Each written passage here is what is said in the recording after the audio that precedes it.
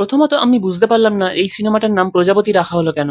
কারণ এই পুরো সিনেমাটাই বাবাকে কেন্দ্র করে গড়ে তোলা হয়েছে। তাই আমার মনে হয় যে বাবা নাম্বার ওয়ান বা ছেলের থেকে বাবা বড় এমন কোনো সিনেমার নাম দিলে ভালো হতো। আর আপনাদের যদি কারোর মনে হয় যে প্রজাপতি নামটা বিয়ে সম্পর্কিত কোনো কারণে রাখা হয়েছে, তাহলে আপনারা পুরো সিনেমাটা দেখলে বুঝতে পারবেন এখানে বিয়ে সম্পর্কিত কোনো বিষয় নিয়ে বেশি আলোচনা হয়নি। কেবল বাপ ছেলের সম্পর্ক আর রান্নাবান্নাটাই বেশি দেখানো হয়েছে। তবে একটা কথা না বলে থাকা যায় না, এই সিনেমাতে মহানায়ক আর মহাগুরুর অভিনয়টা অনবদ্য ছিল। ক্লাইম্যাক্সটা দর্শকদের চোখে জল আনতে বাধ্য করবে। তাহলে আসুন দেরি না করে দেখে নেওয়া যাক এই সিনেমায় ঘটে যাওয়া কিছু ছোট ছোট ভুল। এখানে আমরা দেখি বাটি ভর্তি পান্তা রয়েছে একদম কানায় কানায়, কিন্তু এই সিনটাই যখন আমরা একটু সামনে থেকে দেখি বাটিটাই খেয়াল করুন পান্তাটা একদম হাফ হয়ে গেছে। লন্ডনের লোকজন যদি এই ভিডিওটা দেখে না চাপকে লাল করে দেবে।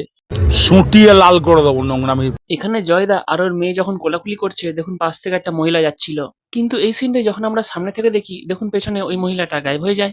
আরে ওই মহিলাটা কোথায় গেল, কেউ খুঁজে নিয়ে আয়।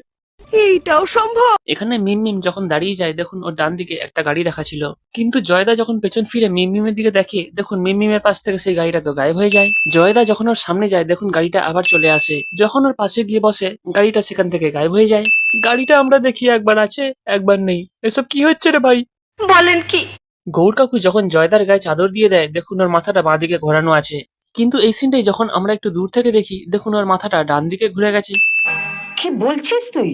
এখানে গৌর কাকুর ডান দিকে ভ্যানের ছায়াটা দেখুন কত দূর পড়েছে, কিন্তু যখন ক্যামেরা অ্যাঙ্গেল চেঞ্জ হয় দেখুন এই ভ্যানের ছায়াটাই কত ছোট হয়ে যায়। মানে এক সেকেন্ডে আবহাওয়ার এত পরিবর্তন হয়ে গেল।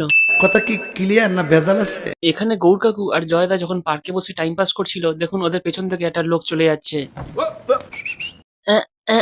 এই চলে গেল, কিন্তু এই সিনটাই অন্য অ্যাঙ্গেল থেকে দেখুন গৌর কাকুর পেছন থেকে সেই লোকটা গায়েব হয়ে যায়। আরে এই লোকটা আবার কোথায় চলে গেল রে ভাই? ফট এখান থেকে। মুভিটার কিছু কিছু সিন দেখে মনে হয়েছে এর নাম প্রজাপতি না দিয়ে ফরচুন দিতে পারতো, কারণ আমি তো বুঝতেই পারছিলাম না এটা ফরচুনের বিজ্ঞাপন চলছে না সিনেমা চলছে। গৌরবাবুর হোটেলের হেসেল থেকে শুরু করে শেষে ভজহরি বাবুর ভাগ্নের অন্নপ্রাশনেও ফরচুন আর ফরচুন। এখন তো মনে হচ্ছে ইদিকা পালের ক্যামিওর থেকে মানুষ এই ফরচুনের ক্যামিওই বেশি মনে রেখে দেবে। 150 रुपया देगा।